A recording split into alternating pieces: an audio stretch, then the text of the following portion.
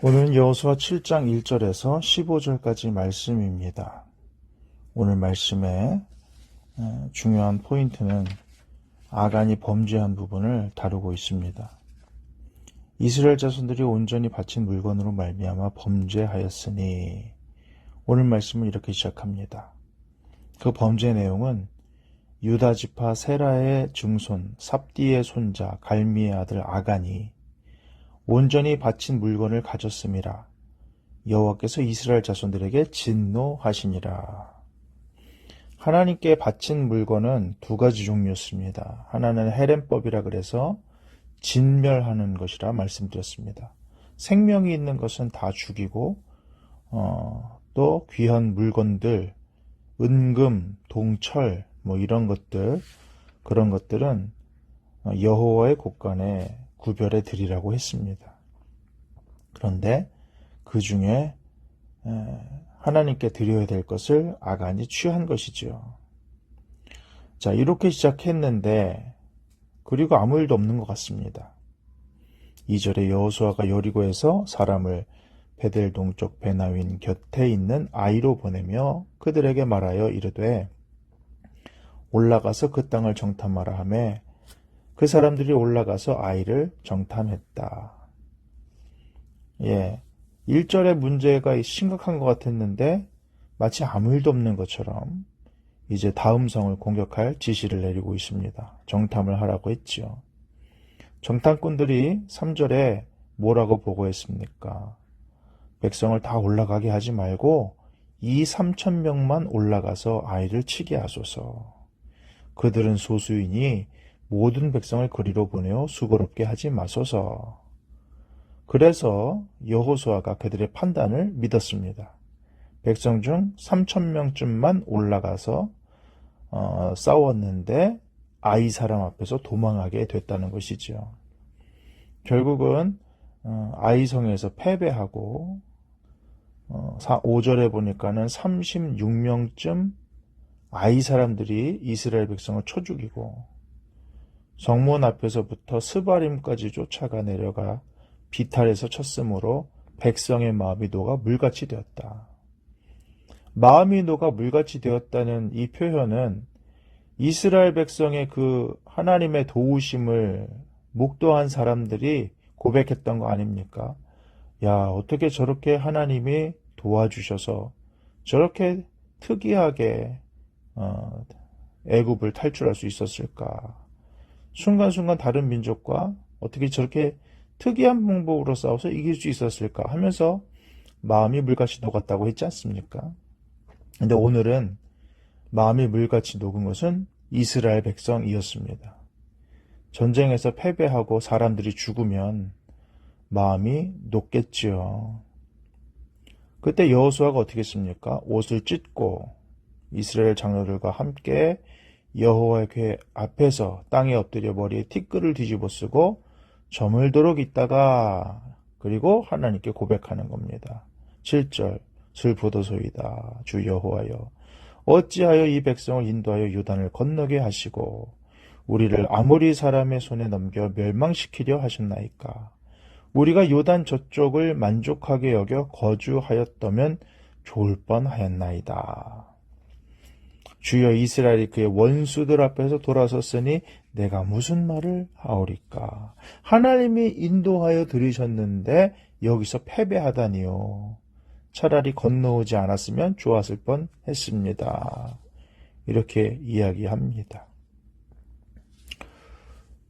그때 하나님께서 뭐라고 말씀하십니까? 10절에 일어나라. 어찌하여 이렇게 엎드렸느냐. 이렇게 말합니다. 이스라엘이 범죄하여 내가 그들에게 명령한 나의 언약을 어겼으며 또한 그들이 온전히 바친 물건을 가져가고 도둑질하며 속이고 그것을 그들의 물건들 가운데 두었다. 하나님께서 이 패배의 원인에 대해서 짚어주십니다. 우리는 어떻게 생각하기가 쉽습니까? 전략이 잘못됐겠지.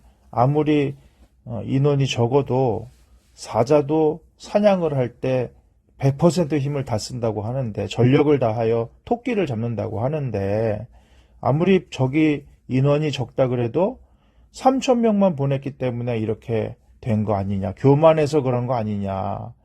우리는 그렇게 패배의 원인을 찾을 수 있습니다. 오해이지요. 사실은 이 모든 것은 오해에서 시작된 것이라고 생각합니다. 아간이 하나님의 말씀을 오해했고 하나님을 오해했습니다. 아간은 그렇게 몇 개 정도 가져가도 문제가 없을 줄 알았지요. 또 하나는 무엇입니까? 아간이 오해한 것이 있었을 것입니다. 그것은 하나님께서 모르실 것이라는 오해를 했을 것입니다. 그게 아간의 두 가지 오해였습니다. 이 정도는 괜찮겠지, 또는 하나님을 모를 거야, 사람들도 모를 거야. 아마 그런 생각하지 않았겠습니까? 그렇기 때문에 그렇게 하나님의 물건을 가져간 것이지요. 우리는 이렇게 여러 가지 상황에서 오해하기가 쉽습니다. 우리는 정확한 상황을 모를 수가 있어요. 사람의 마음도 모르고 숨겨진 것들도 모릅니다. 그래서 우리는 오해를 합니다. 그런데 오해를 바탕으로 뭔가를 결정하고 해석하면 그 결정과 해석은 잘못된 것이 됩니다. 마치 욥의 친구들이 욥에 대해서 여러 가지 이야기를 했지만은 그들의 판단이 잘못됐기 때문에 욥에 대한 조언도 잘못되었지 않았습니까? 그런 것들을 기억해 본다면 우리의 삶에 가려진 부분들이 많기 때문에 우리는 어떻게 해야 되느냐. 오늘 성경에서는 그 해답을 명확하게 알려주죠. 바로 여호수아가 옷을 찢고 장로들과 함께 여호와의 궤 앞에서 땅에 엎드려 머리에 티끌을 뒤집어 쓰고 저물도록 있었다. 이게 포인트입니다. 해결 방법은 내가 이렇게 저렇게 해보고 안 되면 하나님께 나가는 게 아니라 문제가 생겼을 때 바로 하나님께 엎드리는 거. 하나님과 인격적인 관계가 회복이 되면 하나님이 알려주시고 지도해 주시고, 우리 성령님을 원더풀 카운셀러라고 하지 않습니까? 카운셀러가 말을 들어주고 또 조언을 해주는 사람 아니겠습니까? 하나님께서 그런 역할을 해주시는 것이죠. 여호수아에게 인간이 알 수 없는 것을 명확하게 알려줍니다. 누가 가져갔다는 것이죠. 그리고 그것을 찾아내게 됩니다. 사랑하는 여러분, 우리는 우리 스스로를 너무 신뢰할 때가 있어요. 내가 여기까지 살아왔기 때문에 내 지식이라든가 내 생각이라든가 내 경험을 너무 의지하는 경향이 있습니다. 그리고 그것으로 모든 걸 판단합니다. 여러분, 그것은 정말 빙산의 일각이에요. 빙산의 일각이라는 게 무슨 뜻입니까? 빙산은 90%가 수면 아래에 있다는 겁니다. 위에 있는 것만 보고 저거 피하면 되겠네, 그리고 배를 움직이면 빙산에 부딪히게 됩니다. 밑에는 더 큰 것이 있어요. 우리가 그렇지 않습니까? 우리가 사람들한테 보여주는 것은 정말 빙산의 일각보다도 더 적은 부분일지도 몰라요. 더 많은 부분들이 우리 내면에 숨어져 있을지도 모릅니다. 다른 사람이 알고 있는 것은 정말 일부분이죠.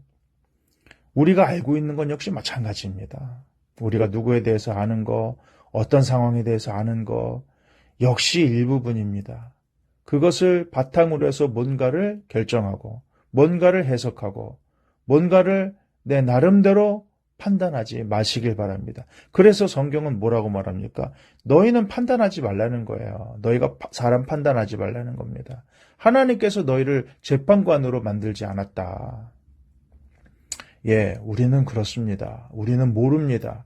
그 사람이 어떤 사람인지, 그 사람이 무슨 뜻으로, 무슨 생각으로 그렇게 했는지 우리는 수 없는 오해 가운데 둘러싸여 있다.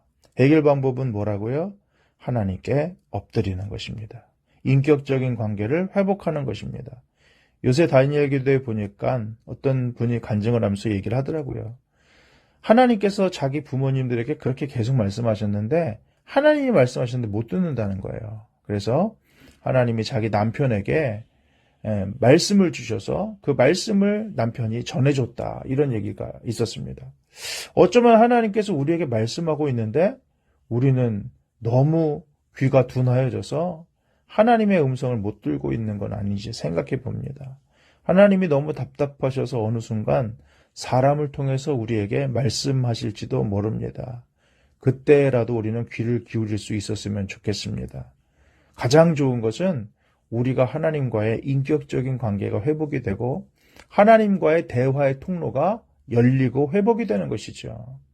그렇게 되었을 때에 무엇이 정확하게 문제이고 어떻게 해결해 나가야 될지 하나님이 알려주시는 것입니다.